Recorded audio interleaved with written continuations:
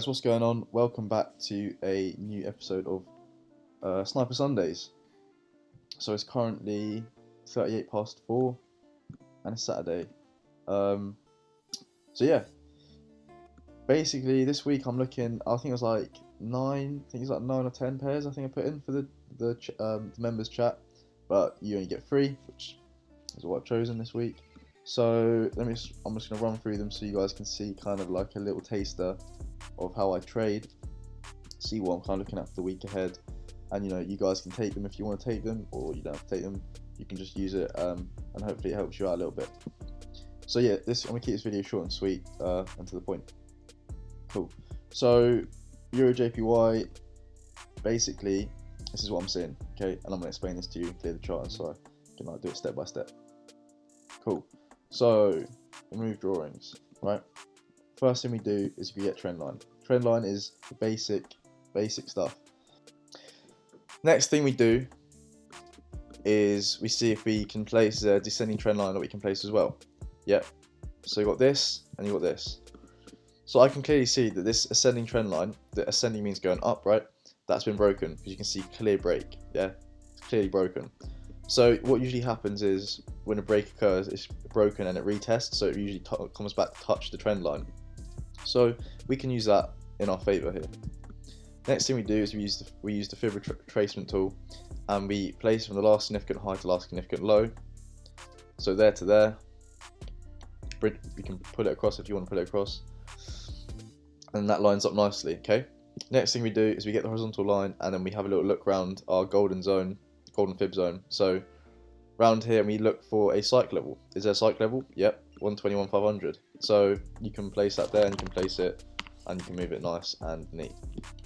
Next thing we do is we get the rectangle or box, whatever you want to call it, and you kind of look for some structure. So that structure is basically previous support and previous resistance. So you've got support, resistance type of thing going on.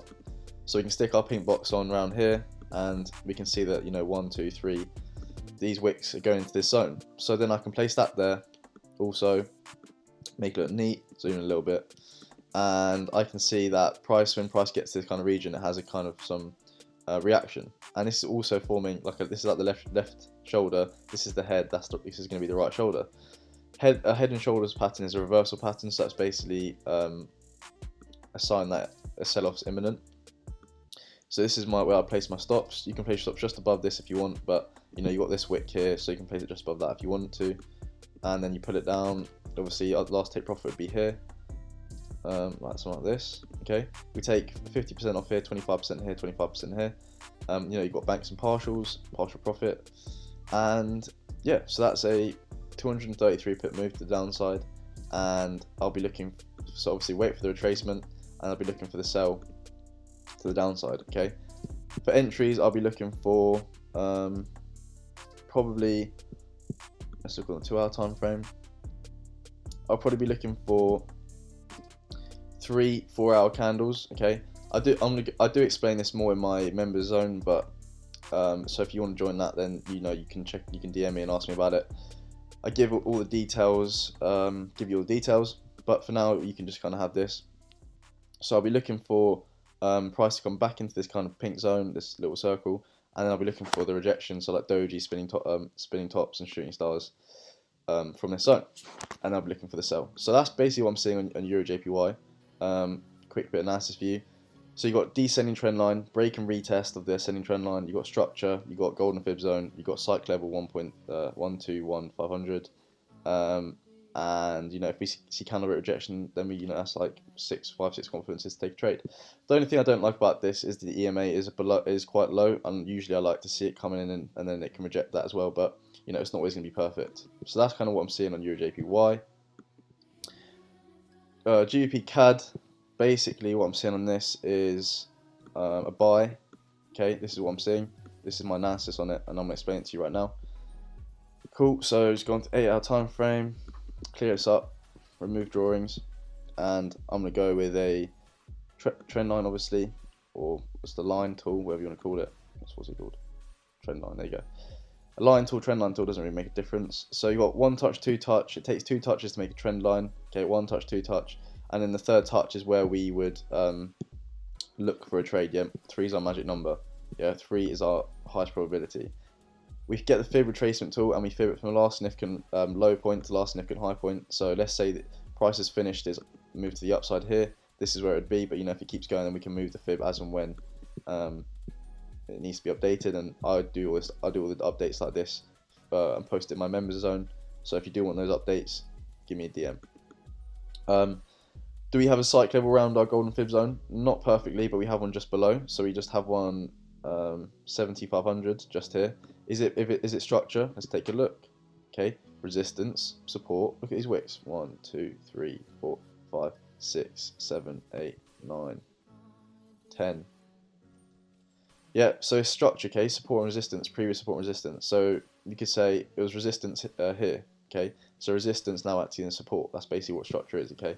We don't just go off one confluence, we go off many. So like we use all of these things in line with each other to take a trade. That's basically what my strategy is based around. It's based around confluences and patterns and reading those patterns, okay? So basically what I'm looking for is price to retrace into our pink zone here, okay? And then I'll be looking for the rejection, and then I'll be looking to place a buy from this zone and up to the upside here. Okay.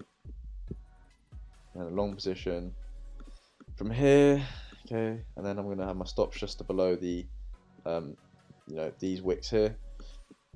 So you can have your stops, you know, you can have your stops a bit tighter, so you can have it there. But you know, you've got to be wary that, you know, price might wick down into these liquidity zones. That's basically like liquidity zones are basically where price is getting fulfilled.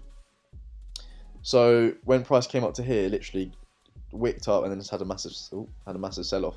Okay, is it around a cycle level? Yeah, look at that. Came up to 1.7000 and then it's like was just like no, and then it dipped. So you can clearly see that prices can get attracted to these zones. So that's why we have our stops just below, just in case it does go down here, we will still be in a trade and we'll still make money off the move. Because a lot of people do basically have correct analysis, but their stops are so tight that when it does come, let's say it comes down here, it'll stop them out, then you know proceed to the upside, and then you miss out on the move. So that's why I have my stops just a bit wider, so it can kind of give me a bit of leeway, and that's still a full ratio and a 272 pip move to the upside. So if I can see on the 4 hour time frame, if I can see price come back down into the pink zone, have 3 4 hour ejections, you know, like hammer, 2 hammers and a doji, or 2 hammers and a spinning top, then I'll be looking for a buy, and then yeah, and I'll take a buy from that right there. So hopefully that looks like it was before I cleared it. So you got ascending trend line, third touch of the trend line, so you know third touch has probability. You got cycle level, you got 4 hour EMA coming in. You can see it was previously rejected. Look, rejected, always rejection candlesticks, and then it shot to the upside. Okay, you got so 4 hour EMA, you got structure, so all these confluences, and obviously and we have golden fib zone. If we see candlewick rejection as well, so you got bear confluences. It's all looking sweet. So that's what I'm saying. Basically, looking for buys if it can reject once more. Okay, I'm giving you bare pips right now. How many pips was the first one? Let's have a little look. That was 233. This one's up 270 something. So you know that's like 500 pips between two trades. And then finally USDJPY, the last one for you guys. So basically, this is what currently it's looking like. It's a bit messy, but I'll clear it up for you in a minute. So yeah, this is what I'm seeing, and I'm gonna clear it, and I'm gonna show you what's going on. So I can clearly see that there's a descending trend line in play. Okay, 1 touch from the top, 2 touch to make a trend line here, 1 touch, 2 touch, and then I can see that there's a fib. You obviously got a fib from the last significant high to last significant low, so it's there.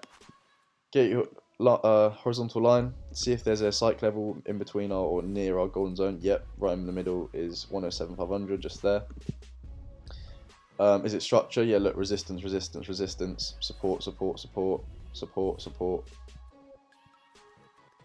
support, all this support here, resistance again here. Yeah, okay, support, resistance, resistance, resistance, support. So I don't need to explain that too much, to be honest with you. It's self-explanatory. If you want to go back test it, go back test it.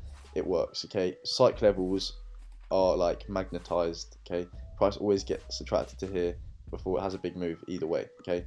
So we can use that to advantage. Yeah, the big banks, institutions use these cycle levels to buy and sell their trillions of pounds worth of you know, exchange.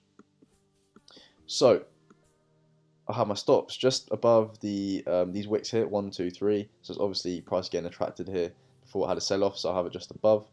And then I have my take profit all the way obviously down to 61.8, minus 61.8. So that's a 4 ratio and a 157 pip move to the downside. Okay, you can obviously stick this ascending kind of trend line on, so it's basically in a wedge formation, and usually what happens in a wedge formation is basically a breakout either to the upside, obviously, or to the downside. It never stays in it for too long because basically price is getting squeezed. Imagine you're pushing a spring together. When it gets pushed together and you let go, it just pings off in one direction, right? So that's basically what happens in this as well.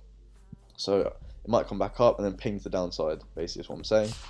So if I can see the retracement back into our pink zone here, and this like left shoulder, head, right shoulder, so head and shoulders formation, then I'll be looking for a sell basically. So if we can see 4 hour ejections from our pink zone, then I'll be looking for